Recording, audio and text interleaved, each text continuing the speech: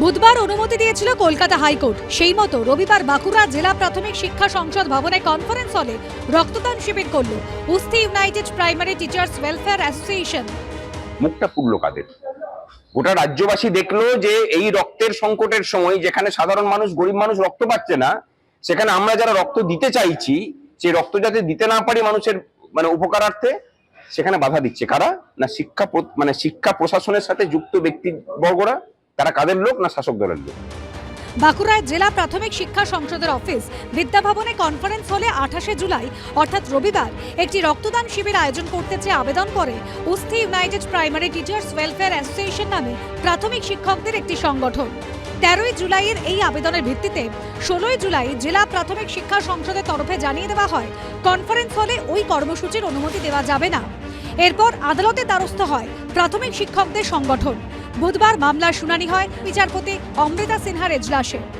দুপক্ষের বক্তব্য শুনে মামলাকারী প্রাথমিক শিক্ষক সংগঠনকে 28শে জুলাই অর্থাৎ এদিন জেলা প্রাথমিক শিক্ষা সংসদের অফিসে কনফারেন্স হলে রক্তদান শিবির করার অনুমতি দেন বিচারপতি। প্রাথমিক শিক্ষক সংগঠনের দাবি, তারা প্রতি বছরই রক্তদান শিবির সহ নানা কর্মসূচি করে থাকেন। অতীতেও ওই কনফারেন্স হলেও কর্মসূচি করেছেন। আদালতের অনুমতিতে এদিন সেখানেই হলো রক্তদান শিবির। একটা রক্তদান শিবির, এটা অন্য কিছু না। এত কষ্ট করে সাফোকেশনের মধ্যে আমাদেরকে রক্ত দিতে হচ্ছে, একটু তো জায়গা আমাদেরকে দেওয়াই যেত। সেখানে যখন দেয়নি আমাদের মনে হয় এটা কোর্ট অবমাননা হয়েছে। যাই হোক, আমরা আবার আদালতেই যাচ্ছি। আদালতের রায়কে মেনে নিয়েছি এবং সেই মতো আমরা আমাদের যা কর্তব্য করণীয় করেছি এবং এর সম্পর্কে আমাদের তরফে সহযোগিতার কোথাও কোনো রকম কোনো অভাব নেই। উনি যে অভিযোগ করছেন সেটা সম্পূর্ণভাবে মিথ্যা এবং উদ্দেশ্য প্রণোদিত। তবে রক্তদান শিবির করতে পর্যাপ্ত জায়গা না দেওয়া সহ একাধিক অভিযোগে ফের আদালতে যাওয়ার হুঁশিয়ারি দিয়েছে Usthi United Primary Teachers Welfare association.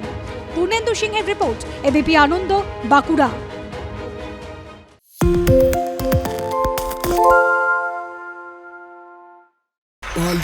তাই নাকি? রাত্রে বাংলা গুজব চায় না, বাংলা খবর চায়। বাংলা খবর, বাংলার খবর। সত্য অন্তহীন, সত্যের খোঁজও তাই, সত্য সন্ধানে তাই আমরা অক্লান্ত, অকুতভয়। এবিপি আনন্দ নতুন ভাবনার প্রতীক, যা মনে মুক্ত, তথ্যে যুক্ত এবং যাবতীয় সীমানার বাঁধন থেকে মুক্ত। সীমা না শব্দটির মধ্যে লুকিয়ে আছে মানা শব্দটি, যেন চোখ রাঙানি এক অদৃশ্য বেড়াজাল, যা আটকে রাখে আমাদের এক ছোট্ট গণ্ডির মধ্যে। একমাত্র সঠিক খবরই গড়ে তুলবে এক মুক্ত সমাজ।